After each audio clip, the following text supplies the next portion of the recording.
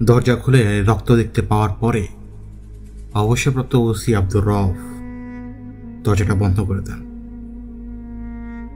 তারা জানেন কি করতে হবে, কিন্তু তার কাছে সবচেয়ে বেশি অবাক করার ব্যাপার ছিল পুরো ফ্লোরে রক্ত, বিছানায় লাশ, কিন্তু আরিফ মোহাম্মদ খান নিচে বেড়াচ্ছেন কেন? তার ভাবভঙ্গি এমন, তিনি কারো কোমরে হাত রেখে নিচে যাচ্ছেন। এদিকে তিনি তার সাঙ্গপাঙ্গদের খবর দিতে লাগলেন ফোনে, এবং সেই সাথে এই ক্লাবে যারা তার পরিচিত, যারা এরকম ময়লা ধুয়ে মুছে ফেলতে একেবারে ওস্তাদ, পৃথিবীর বুক থেকে একজন মানুষকে গায়েব করে দিতে যারা ওস্তাদ, তাদের সাথে তিনি যোগাযোগ করতে লাগলেন। কারণ এই মুহূর্তে তার উকিলকে, তার অ্যাডভোকেটকে তাকে বাঁচাতে হবে, নইলে তাকে কেউ এড়াতে পারবে না গ্রেফতার হওয়া থেকে। এবং তিনি যদি গ্রেফতার হয়ে যান, তার আমও যাবে, তার ছালাও যাবে। ওদিকে আরিফ মোহাম্মদ খান তখন এক অন্য ভুবনে বিরাজ করছেন। চারপাশ একদম আলোকিত, এমন আলো যে আলোয় চারপাশে শুধুমাত্র মাদকতা ছড়াতে পারে। এই আলো একটা মানুষকে অস্থির করে তুলতে পারে। আরিফ মোহাম্মদ খান সে মেয়েটার দিকে তাকিয়ে আছেন। অপরূপ দেখতে মেয়েটা। আরিফ মোহাম্মদ খান যেই কোনো কিছু করতে পারেন এখন এই মেয়েটাকে নিজের জন্য পাওয়ার জন্য, সারা জীবনের জন্য। তিনি চাচ্ছেন মেয়েটা সারা জীবন তার কাছে থাকুক। মেয়েটা সম্ভবত আরিফ মোহাম্মদ খান কি চিন্তা করছেন তা বুঝতে পারল। মেয়েটা বুঝতে পেরেই এক লাস্যময় হাসি হেসে আরিফ মোহাম্মদ খানকে বলল, তুমি কি আমার সাথে থাকতে চাও? আরিফ মোহাম্মদ খান বললেন, হ্যাঁ, আমি তোমাকে পেতে চাই, যে কোনো মূল্যে হোক। সেই মেয়েটি বলল, তাহলে আমাকে বলো যে তুমি আমাকে পেতে চাও, তুমি আর আমি এক হয়ে যাই। আরিফ মোহাম্মদ খান সাথে সাথেই বলে ফেলেন, হ্যাঁ হ্যাঁ, আমি তোমাকে চাই, আমি তোমাকে চাই, তুমি আর আমি এক হয়ে থাকতে চাই, আমার আর পুরো দুনিয়াতে কারোর দরকার নেই। সে সময় একটা শব্দ হলো। ওই শব্দটা যখন হলো, আরিফ মোহাম্মদ খান তার নাচতে থাকা অবস্থা থেকে একটু থমকে দাঁড়ান। কারণ শব্দটা ছিল এমন যেন একটা মহাজগতিক ঘন্টা মাত্র বেজে উঠল। ওই মেয়েটা আরিফ মোহাম্মদ খানের গলায় হাত রেখে বলল, থাক, অন্যদিকে তাকাতে হবে না। এরপর সে মেয়েটা আরিফ মোহাম্মদ খানের চেহারায় হাত বোলাতে লাগল। আরিফ মোহাম্মদ খানের এমন ভালো লাগা আগে কোনোদিনই লাগেনি। কিন্তু আচমকাই হঠাৎ সে মেয়েটা আরিফ মোহাম্মদ খানকে ছেড়ে সোজা হয়ে দাঁড়ায়। আরিফ মোহাম্মদ খান তখন বিছানায় যেয়ে বসেন। তিনি মেয়েটাকে দেখছেন, মেয়েটা তাকে দেখছে। আজ কোনো বাধা নেই, কোনো কিচ্ছু নেই। মেয়েটা আরিফ মোহাম্মদ খানের দিকে হাত বাড়িয়ে দিতেই আরিফ মোহাম্মদ খান তার হাত দিয়ে মেয়েটার হাত ধরে ফেললেন। তার খুব ইচ্ছা মেয়েটাকে খুব কাছে পাওয়ার জন্য, যেই কোনো মূল্যে হোক। ওই মেয়েটি লাস্যময়ী এক হাসি দিল। ওই হাসিটা দেওয়ার পর হঠাৎ আরিফ মোহাম্মদ খান নিঃশ্বাস নিতে পারলেন না। তার দম আটকে আসতে শুরু করলো। তিনি তার গলায় হাত দিয়ে, গলা মনে হচ্ছে যে কেউ তার গলা চেপে ধরছে। তিনি তার গলায় হাত দিচ্ছেন, তিনি তার মুখে হাত দিচ্ছেন, তিনি নিঃশ্বাস নেওয়ার চেষ্টা করছেন। ওদিকে মেয়েটি হাসছে। ওদিকে মেয়েটি হাসছে। তার হাসিটা এত ভয়ঙ্কর হতে লাগলো, চারপাশে হাসিটা এমন ভাবে গুঞ্জিত হতে লাগলো, আরিফ মোহাম্মদ খানের দুনিয়া তার চোখের সামনে ঘুরতে লাগলো। তিনি কখন যেন নিচে পড়ে গেলেন। তিনি যখন নিচে পড়ে যান, তার দৃষ্টি তখনও কমে আসছে ধীরে ধীরে, এবং সেই কমে আসা আলোতে তিনি দেখতে পাচ্ছেন সেই মেয়েটিও তার সাথেই তার মুখোমুখি হয়ে ফ্লোরে পড়ে আছে। তখনও মেয়েটির প্রতি আপ্রাণ ভালোবাসা উতলে পড়ছিল আরিফ মোহাম্মদ খানের ভেতর থেকে, আর মেয়েটিও যেন তাকে সেটাই বলছে, সেও তাকে অনেক ভালোবাসে।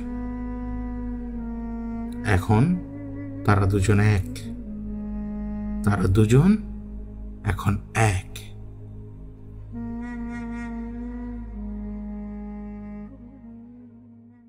প্রশান্ত মহাসাগর, তারেক রেখা, অপর প্রান্ত। প্রশান্ত মহাসাগরের তারেক রেখার ঠিক গভীরে একটি গিরিখাত রয়েছে। সেই গিরিখাতের উদ্দেশ্যে বহু দূর থেকে ধেয়ে আসছে একটি আগুনের কুণ্ড। শত সহস্র মাইল এই আগুনের কুণ্ড পাড়ি দিয়ে সেই তারেক রেখার অপর প্রান্তে এসে যখন পৌঁছালো শূন্যে ভাসমান অবস্থায়, তখন সে দেখতে পায় পানির গভীরে তার জন্য গিরিখাতের সেই দরজা খোলা হয়েছে। তখন সেই আগুনের কুণ্ড প্রশান্ত মহাসাগরের বুকে ঝাঁপ দেয় এবং কয়েক কিলোমিটার নিচে সেই গিরিখাত দিয়ে সে প্রবেশ করে ইস্টার্ন হাই কমান্ডের হেডকোয়ার্টারে। এই গিরিখাত প্রশান্ত মহাসাগরের কয়েক কিলোমিটার নিচে, এবং এই গিরিখাতের মাঝখানে ছোট ছোট অনেকগুলো দরজা রয়েছে।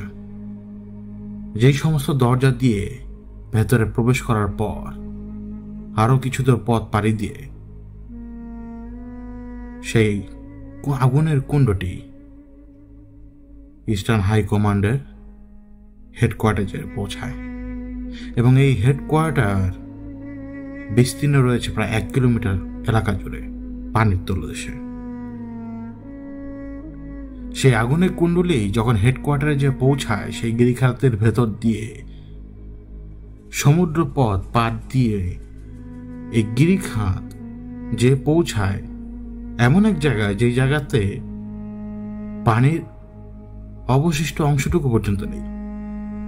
এই গিরিখাতের এমন এমন সব রাস্তা রয়েছে যে সমস্ত রাস্তা দিয়ে পানির অতটা থাকা পাহাড় সমপরিমাণ পর্বতমালার ভেতরে প্রবেশ করা যায়, এবং সেই সমস্ত পর্বতমালার মধ্যেই সুড়ঙ্গে এই বিশাল হেডকোয়ার্টারের অবস্থান।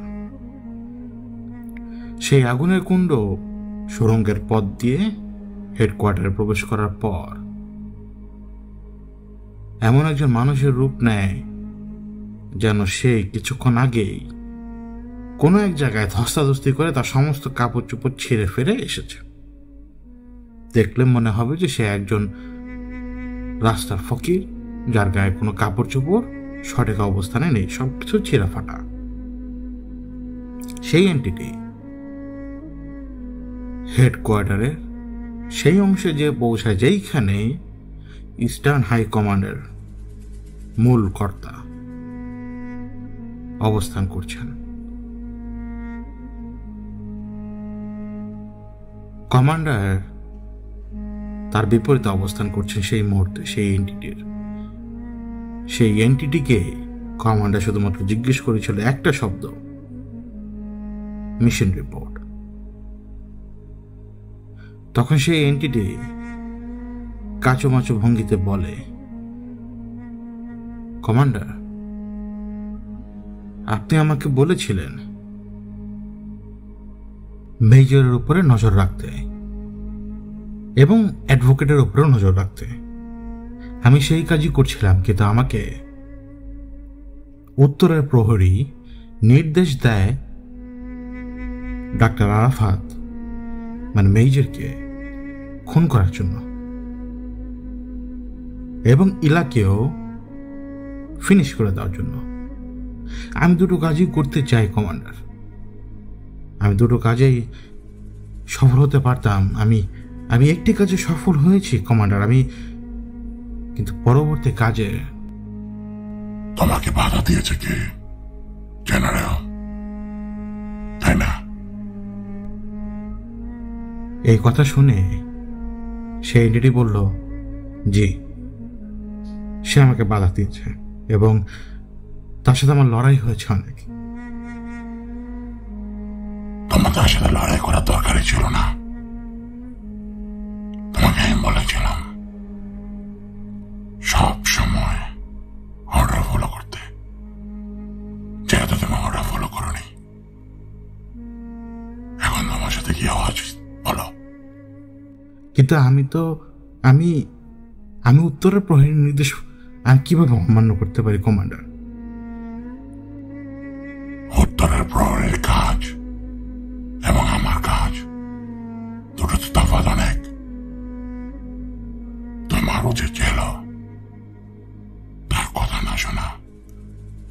সে যখন আমাকে বলেছে, তোমার উচিত ছিল আমার কাছে আসার, তুমি আসোনি। কোনো ব্যাপার নয়, এই খেলাটা এখন আমি খেলবো। সময় কাছে খেলা খেলার। এই খেলাটার এখন এমন এক মোড় এসে দাঁড়িয়েছে, এখন আমাকে আমার পথের কাঁটাকে সরাতে হবে। কিন্তু তার আগে তোমাকে যেতে হবে উত্তরের প্রহরীর কাছে। এই কথা শোনার পর সেই এন্টিটি থরথর করে কাঁপতে থাকে, কারণ সে জানে সে যদি এখন উত্তরের প্রহরীর কাছে যায় তাহলে উত্তরের প্রহরী তাকে মেরে ফেলবে। সে তখন কমান্ডারের কাছে আকুতি জানালো তাকে এইবারের মতো ক্ষমা করে দেওয়ার জন্য।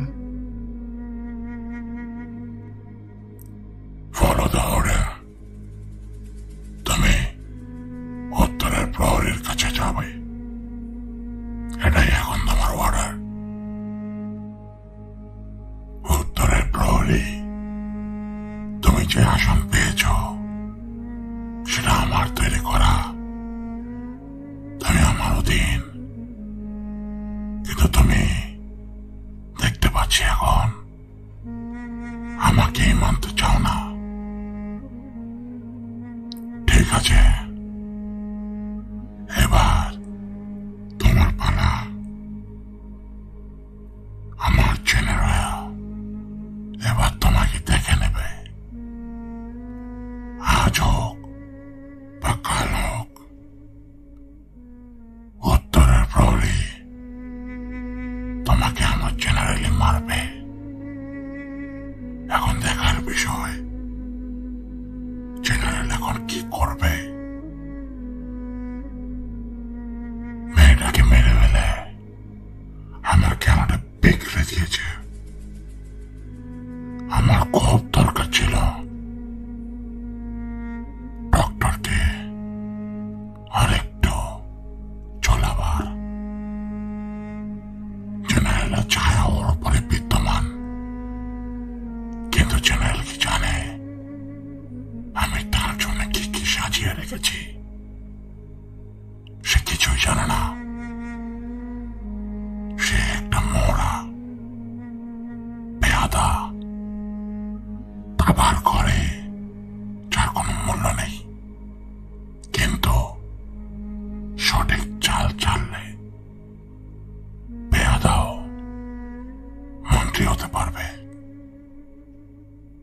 আমার জেনারেল, তুমি কতদিন আমাকে এড়িয়ে চলতে পারবে? আজ তুমি ডাক্তারকে বাঁচিয়েছ, কিন্তু তোমার প্রিয় কিভাবে? আমি তার জন্য আরো কঠিন রাস্তা খুলে রেখেছি। তাকে প্রতিদিন আমি ফাঁসিতে ঝোলাবো। সেই চলবে, সেই নিজেকে খুন করবে। আমি রোজ তার স্বপ্নে যাই। আমি রোজ তাকে জানিয়ে যাচ্ছি সে কি হবে, সে কে হবে, তার ডেস্টিনি কি, আমি সব তাকে জানাচ্ছি। আমার জেনারেল, আমার সবচেয়ে ভালো জেনারেল, তোমাদের এই পরিবর্তন এত দ্রুত হবার কথা ছিল না। তবুও তোমরা সব জায়গায় আমাকে বাধা দিয়েছ, এখনো দিয়ে যাচ্ছ। কিন্তু তুমি এক জায়গায় বাধা দেবে, আরো 31টা জায়গা খোলা থাকবে। কয়টা জায়গা বন্ধ করবে? এবার উত্তরের প্রহরী আমার জেনারেলের সামনে আসবে। একটা সন্তানকে খুন করতে হবে, তাহলে আমার জেনারেল আর উত্তরের প্রহরী দুজন মুখোমুখি হবে। একদমই সহজ, একদমই সহজ সবাইকে একই রাস্তায় নিয়ে আসা। আমার প্ল্যানিং ওরা যদি বুঝতই, তাহলে ওরা আমার জায়গায় থাকতো। ওরা ওদের জায়গায় থাকতো না। এবারের খেলা আমি খেলবো। এদিকে সেই এন্টিটি ওই গিরিখাতের দরজা দিয়ে, সেই সুড়ঙ্গ পথ দিয়ে প্রশান্ত মহাসাগর থেকে বেরিয়ে পালিয়ে যাওয়ার উদ্দেশ্যে দূর দূরান্তে যত দূর তার নজর যায় তত দূর সে ছুটতে লাগলো। কারণ সে খুব ভালো করেই জানে উত্তরের প্রহরী 7 মাথার অজগর তাকে ছাড়বে না। কিন্তু কেন? ইস্টার্ন হাই কমান্ড চাচ্ছে ডক্টর জীবিত থাকুক, ইস্টার্ন হাই কমান্ড চাচ্ছে ইলা জীবিত থাকুক। তবে উত্তরের প্রহরীর এখানে আসল উদ্দেশ্য কি? কেন সে তার নিজের কমান্ডকে ফলো করছে না? কেন সে আততায়ী বারবার পাঠাচ্ছে ডাক্তারকে খুন করার জন্য? এবং এবার আততায়ীরা কিন্তু সফল হয়েছে ইলাকে খুন করে। হ্যাঁ, ওই দিন ইলা খুন হয়েছিল। শেকল থেকে মুক্ত হয়ে ইলা সেদিন যখন বাইরে চলে যায়, ইলার উপরে যার প্রভাব ছিল সে ইলাকে সাজিয়ে নেয় এক অপরূপা সুন্দরী রূপে। এবং সেই ইলা আর সব মেয়েদের সাথে মিলে সেদিন ক্লাবে অপেক্ষা করছিল। সেই মেয়েদের মধ্য থেকে একজন মেয়ের সাথে খুব অন্তরঙ্গ সম্পর্ক ছিল সেই সাবেক ওসি, এবং সেই মেয়ের মাধ্যমেই দুজন সুন্দরী নারী নিয়ে সেই ক্লাবে প্রবেশ করেন সেই সাবেক ওসি আরিফ মোহাম্মদ খানের সাথে দেখা করবার জন্য। সে দুজনের মধ্যে একজন ছিল ইলা, এবং ইলাকে দেখেই আরিফ মোহাম্মদ খান পাগল হয়ে গিয়েছিলেন, এবং সেই ইলাকে সাথে নিয়েই তিনি সেই গোপন কক্ষের উদ্দেশ্যে চলেছিলেন। এবং যাবার পথেই তিনি তার চারপাশে শয়তানদের অশ্লীল মিলন মেলা দেখছিলেন, কখনো মানুষের রূপে, কখনো মানুষের সাথে, কখনো মানুষের ঘাড়ে, কখনো মানুষের পাশে দাঁড়িয়ে অদ্ভুত রকমের দেখতে শয়তানরা এই অশ্লীল কর্মকাণ্ডে লিপ্ত। সেই রুমে প্রবেশ করার পর আরিফ মোহাম্মদ খান অস্থির হয়ে উঠেছিলেন যে তিনি কখন এই মেয়েটাকে কাছে পাবেন। কিন্তু আরিফ মোহাম্মদ খান জানতেন না ইলাকে তিনি দেখছেন তার নিজের রূহ সেই শরীরের সাথে নেই, তার সেই শরীরে 7 মাথার অজগরের পাঠাও একজন আততায়ী তখন বসমান। সেই আততায়ী ডাক্তার আরাফাতের উপরে হামলা করেছিল। কিন্তু আততায়ীর মূল কাজ ছিল কি? আততায়ীর মূল কাজ ছিল সে তার হাই কমান্ডের প্রতি আনুগত্য দেখাবে। ইলাকে হত্যা করার নির্দেশ দিয়েছিল 7 মাথার অজগর, কিন্তু হাইকমান্ডের নির্দেশ ছিল এইটাই, আরিফ মোহাম্মদ খানকে স্ব-ইচ্ছায় আততায়ীর হাতে আটকাতে হবে। এবং সেই জন্যই আততায়ী একটাই কাজ করবে, তা হচ্ছে সে আরিফ মোহাম্মদ খানকে রাজি করাবে স্ব-ইচ্ছায় দুজনকে এক হওয়ার জন্য। ওই আততায়ী তখন ইলার শরীরে অবস্থান করছে। ওই রুমের দরজায় তখন আরো একজন আততায়ী এসে উপস্থিত হয়। সেই আততায়ী তখন এই আততায়ীকে উদ্দেশ্য করে বলে যে তোমাকে খুন করতে বলেছে, এখন তুমি কি করবে বলো। তখন এই আততায়ী, যে এই মুহূর্তে ইলার শরীরে অবস্থান করছে, সেই আততায়ী বলেছিল আমি দুটোই করব। দেখো, এই মুহূর্তে আমার তোমার সাহায্য দরকার।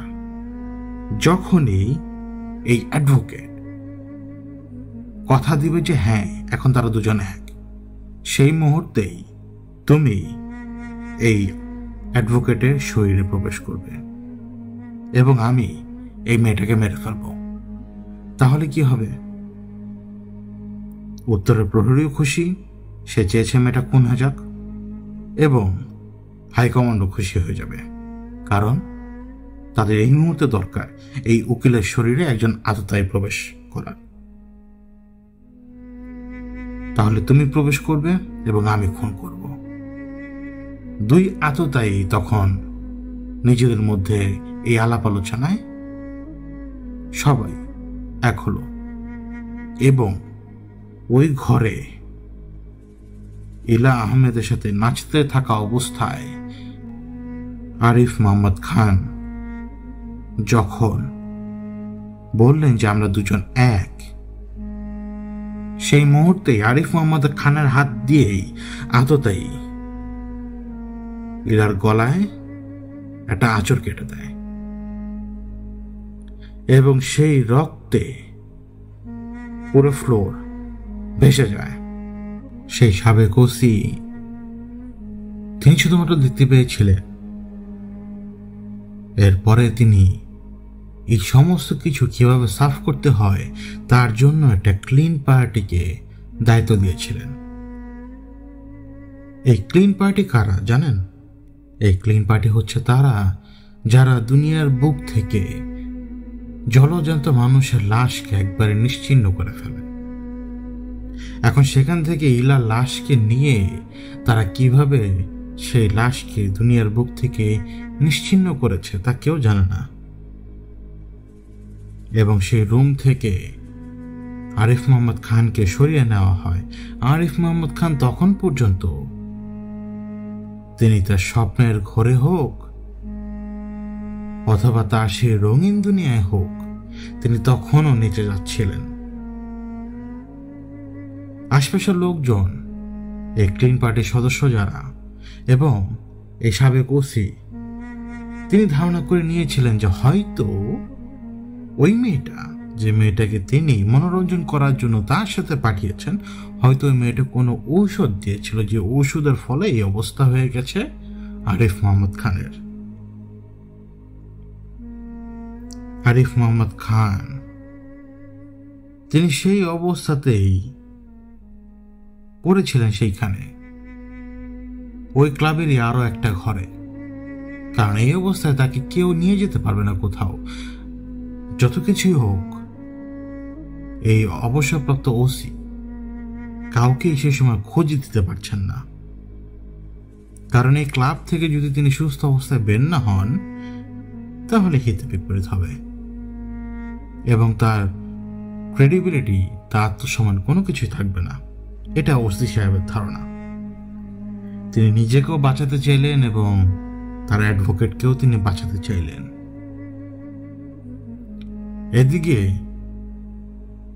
ইলার মার কাছ থেকে ফোন পাওয়ার পর ইলাকে খুঁজতে বেরিয়ে ডক্টর আরাফাত যখন সেই মহিলার মতো দেখতে ব্যক্তির কথাগুলো শুনলেন, শোনার পরেও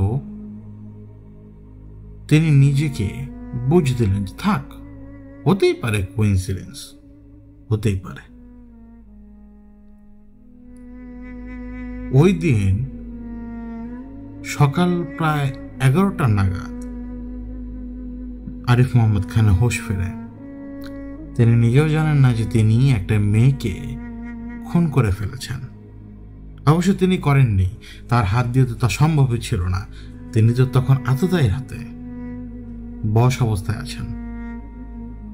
আততায়ী সেই সময় তার শরীরের এক অংশে রক্তের সাথে মিশে আছে। আরিফ মোহাম্মদ খান কি বলে, কি করে, এসব কিছু সেই আততায়ীর ইশারায় হবে এখন থেকে। আরিফ মোহাম্মদ খান কোনো মতেই রাতের কথা মনে করতে পারছেন না। তাকে ওসি সাহেব জিজ্ঞেস করলেন, রাতের খবর কোনো কিছু মনে আছে? আরিফ মোহাম্মদ খান সেই আততায়ীর হাতে থাকা অবস্থায় আততায়ীর মুখের কথাই বলছিলেন। আততায়ী বলছিল তার কিছুই মনে নেই। আততায়ী টের পেয়ে গিয়েছিল ওসি কি চিন্তা করেছিল।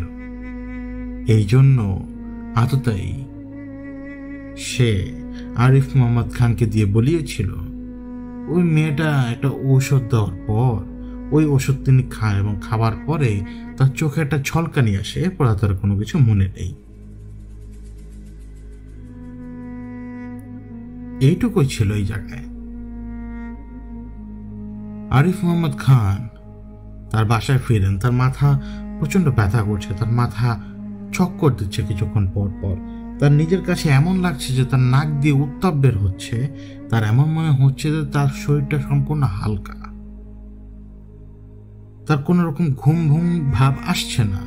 তার কেন যেন দূর দূরান্ত থেকে বিভিন্ন রকমের ফিসফিসানি, বিভিন্ন রকমের শব্দ তিনি শুনতে পাচ্ছেন। আরিফ মোহাম্মদ খান তার স্ত্রীর সাথে সেদিন প্রচন্ড দুর্ব্যবহার করেন এবং অশ্রাব্য ভাষায় তাকে গালিগালাজ করেন এবং তিনি তার সন্তানদেরকেও অশ্রাব্য ভাষায় গালিগালাজ করেন এবং তিনি একা থাকতে চাইলেন সেই দিন। রাত 1:48 একই সময়ে ডক্টর আরাফাতের ঘুম ভাঙল এবং ঘুম ভাঙল অ্যাডভোকেট আরিফ মোহাম্মদ খানের। আরিফ মোহাম্মদ খান ঘুম ভাঙার পর তিনি তার বিছানার কাছে ঠিক পায়ের সামনে ইলাকে দেখতে পান এবং ইলাকে দেখতে পাওয়া মাত্রই তিনি চমকে উঠে যান। উঠে বসে এদিক ওদিক তাকিয়ে খুবই সাবধানী ভঙ্গিতে বললেন যে তুমি এখানে কিভাবে এলে? ওরা যদি দেখে ফেলে তো বড় ধরনের সর্বনাশ হয়ে যাবে, তুমি এখানে কেন? জবাবে ইলা তার হাত আরিফ মোহাম্মদ খানের গালায় রেখে বলে, আমি তোমার কাছে এসেছি, তোমার জন্য, তোমাকে দেখার জন্য এসেছি। আরিফ মোহাম্মদ খান জিজ্ঞেস করলেন যে তুমি এইখানে কিভাবে এলে? ইলা হাতের ইশারা দেখালো জানালার দিকে এবং জানালার দিকে ইশারা দেখিয়ে বলল, এই যে জানালা দিয়ে এসেছি তোমার কাছে আমি। আরিফ মোহাম্মদ খান অবাক হয়ে গেল, জানালা দিয়ে তুমি এলে কিভাবে? তখন ইলা আহমেদ তাকে বলল, দেখতে চাও? এই কথা বলেই ইলা উঠে গেল। উঠে এমন ভাবে ফ্লোরের উপর পড়ে গেল যেন সেটা সরীসৃপ, এবং গুই সাপের মতো দুই হাত এবং পেছনের পা দুটো এমন ভাবে বুকের উপরে রেখে সরীসৃপের ভঙ্গিতে ওই জানালার উপরে উঠে ওই জানালা গ্রিল ফাঁক করে বের হয়ে একেবারে গ্রিলের ভেতর দিয়ে সে বের হয়ে বাইরের দিকে যায় এবং বাইরের দিকে যে দাঁড়ায় শূন্যের উপরে, এবং শূন্যের উপরে দাঁড়ানো অবস্থায় জানালার গ্রিল ধরে নিজের গাল, নাক, মুখ জানালার রডের মধ্যে চেপে ধরে বিকট দৃষ্টিতে সে আরিফ মোহাম্মদ খানের দিকে তাকিয়ে বলে, এই যে দেখো, আমি এইভাবে এসেছি। আরিফ মোহাম্মদ খান শক্ত হয়ে গেলেন।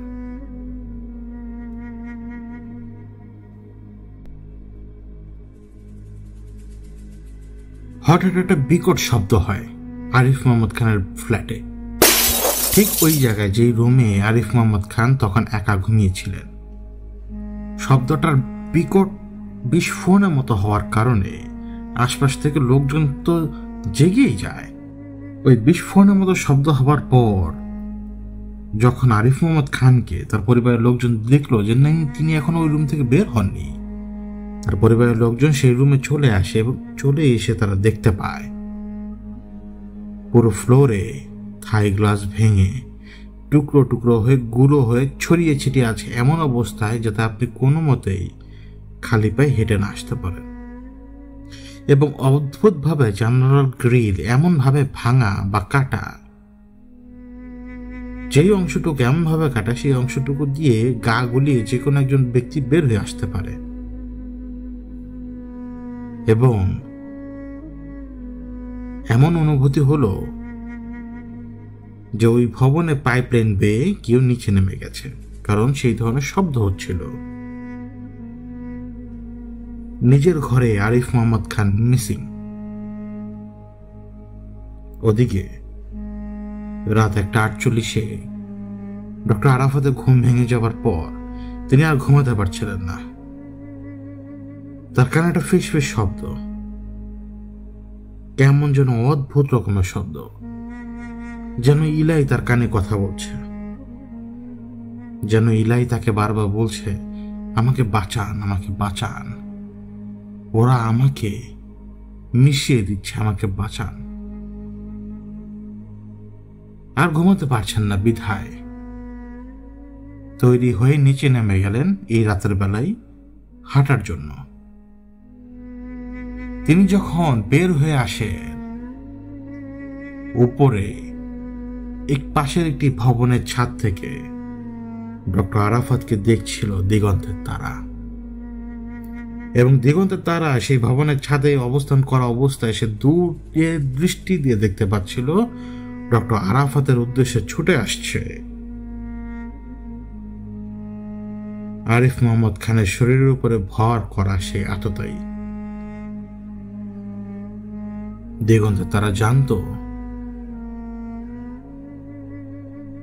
ওই আততায়ীর আসল উদ্দেশ্য কি। ডক্টর আরাফাত তার মতো তিনি হাঁটছিলেন এবং দিগন্তের তারা প্রায় 1 কিলোমিটার দূরে এগিয়ে আসে সেই ব্যক্তিকে মোকাবেলা করার জন্য, যে এই মুহূর্তে আরিফ মোহাম্মদ খানের শরীরের উপর ভর করা।